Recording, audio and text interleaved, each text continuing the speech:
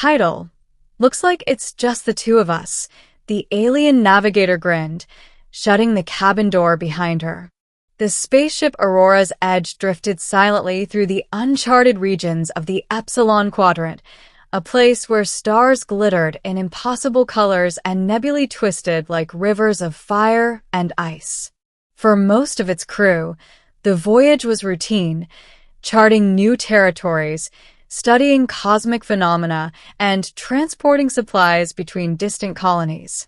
Yet for Captain Ryland Cade, the mission had taken an unexpected turn. The ship had recently rescued a stowaway, a highly skilled alien navigator named Vera, whose reputation preceded her across several star systems. Vera had been recruited under urgent circumstances to chart a new hyperspace route, and her expertise was unmatched. But rumors whispered among the crew hinted at something more.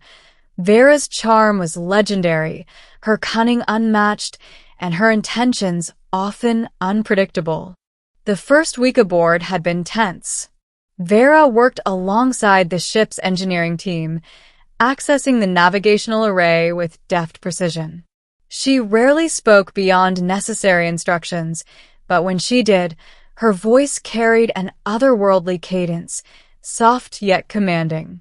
Ryland noticed it immediately. Not just her skill, but her awareness, her subtle control over the room and the minds around her. It was on the fourth night of hyperspace travel that the encounter happened.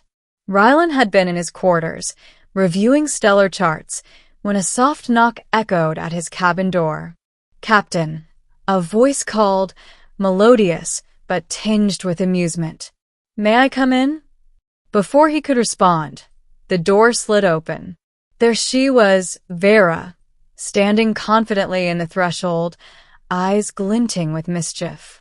"Looks like it's just the two of us," she said, smirking, and with a swift motion, closed the door behind her. Ryland's pulse quickened. He had anticipated a professional briefing, perhaps a discussion of route corrections, but this was different. Vera's presence filled the room, commanding attention without force. "I didn't expect a visit at this hour," he replied cautiously, trying to maintain composure. Vera tilted her head, studying him. "Neither did I. But sometimes the stars insist we spend a little time off the charts." Her words were playful, yet carried an edge he couldn't ignore.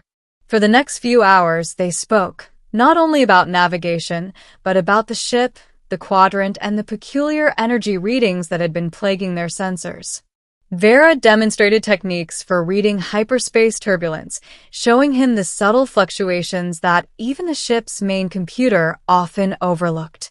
Ryland observed her movements, noting the precision and confidence with which she manipulated holographic charts and instruments. It was clear that Vera's abilities extended far beyond navigation.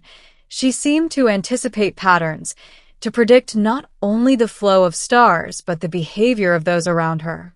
But as the hours passed, Ryland realized there was more at play. Vera's proximity, her gaze, the way she leaned close to point at holographic constellations, it created a tension that was electric, charged like the static before a stellar storm. He found himself unusually aware of her presence, the subtle sway of her posture, the sharp brilliance of her eyes. "You know," she said softly, leaning closer to the console, "humans are fascinating. You rely on logic, technology, and pattern recognition. But sometimes, instinct speaks louder than calculation." Ryland's mind raced. "And you trust your instincts often?" Vera smiled, a small, knowing curve of her lips. "More than you might imagine. Instinct is the first line of survival in the uncharted regions. Everything else is embellishment." The conversation drifted from technical to personal. Vera spoke of star systems she had charted, creatures that thrived in void pockets, and anomalies that defied known physics. Her stories painted vivid pictures of danger and beauty, weaving excitement and caution into a tapestry that made Rylan forget time itself. Hours passed unnoticed. The soft hum of the aurora's edge, the faint glimmer of distant stars through the viewport, and Vera's presence created an atmosphere of intimacy rare on a starship. Yet beneath it, Rylan sensed tension, not only in the personal dynamic but in the cosmic phenomena surrounding them. Suddenly, the ship shuddered, a jolt that threw holographic displays into disarray. The sensors flared, indicating a massive gravitational anomaly ahead, one capable of tearing the ship apart. Rylan's professional instincts snapped into focus. Vera, readings just spiked. That anomaly. I see it, she interrupted, moving to the navigation console. Her fingers danced across controls, adjusting vectors, recalculating trajectories at speeds that defied human reflexes. It's not stable. If we don't compensate for the temporal shifts, we'll be trapped in the eddies of hyperspace for cycles. Rylan joined her, following her lead. They worked in perfect synchrony, human precision and alien intuition blending seamlessly. Her hands moved alongside his, correcting, calculating, and guiding. The anomaly loomed closer, stars stretching into streaks of light, the ship groaning under the pressure of forces beyond comprehension. Minutes stretched into eternity. Rylan's heart pounded not only from fear but from the intensity of their shared effort. Vera's eyes met his, steady, focused, and unwavering. Yet there was a spark, a silent acknowledgement of trust and reliance. With a final adjustment, the ship lurched and stabilized.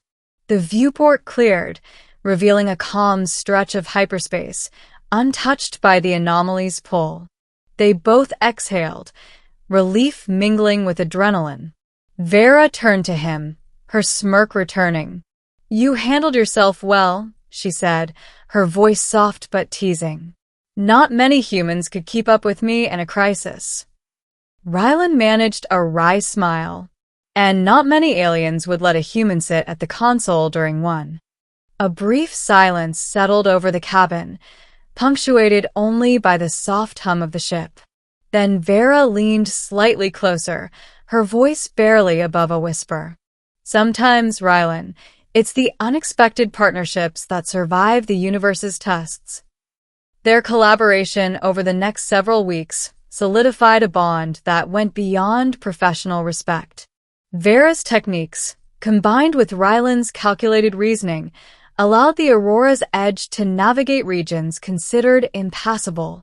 They faced gravity wells, rogue asteroids, and energy storms that could melt alloys, and each time, they emerged not only unscathed but stronger, learning, adjusting, and trusting each other implicitly. The other crew members noticed the change. Where tension had once existed between human and alien, curiosity and admiration grew. Rylan and Vera's teamwork became a model for cross-species collaboration, demonstrating that intelligence and adaptability could overcome prejudice and preconceptions. Yet, even as their professional relationship thrived, the unspoken personal connection simmered beneath the surface. In quiet moments, they shared stories of home planets, of lost friends and unfulfilled dreams, discovering parallels in hopes and fears despite their species' differences. The climax arrived when the Aurora's edge encountered a massive temporal storm near the Sirius Rift, a phenomenon known to erase ships from recorded space. Navigation systems failed instantly, and alarms blared as the ship was tossed like a toy. Vera's voice cut through chaos.